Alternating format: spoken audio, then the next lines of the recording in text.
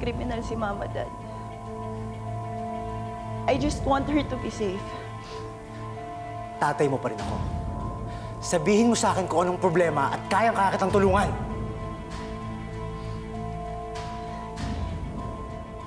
Kailangan nang dalhin ngayon nila, Mama, si Hope sa mga buyers ni Tito Lucas. Para magkaroon sila ng mas maraming pera at para mas makatakas na rin kami lahat.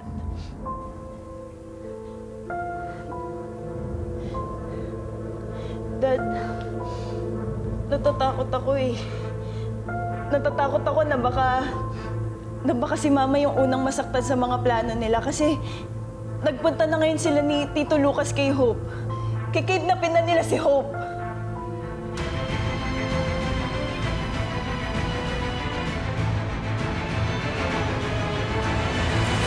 Ma'am? Ma'am? Ma'am, may bisita po kayo. Anong ginagawa niyo dito? Manggugulo na naman kayo? Naisampa ko na yung kaso laban sa'yo. Gusto mo bang dagdagan ko na naman yung atraso mo? Dad, let's just go. Ay, kakalanin lang naman. Ang alin? Sinabi ko sa akin ni Aika na may plano si Cara at Lucas. Nakidnapin si Hope. At ngayon na mismo. Ano? Pero umalis si Hope. Sabi niya makikita daw sila ni Ralph.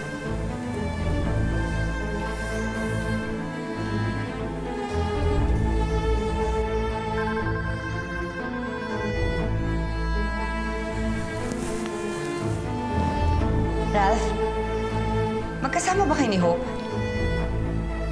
Sagutin mo yung tanong ko, magkasama ba kayo ngayon? Nakausap ko po si Trixie. Ang sabi niya po, narinig niya daw po na kinuha nila Lucas si Hope.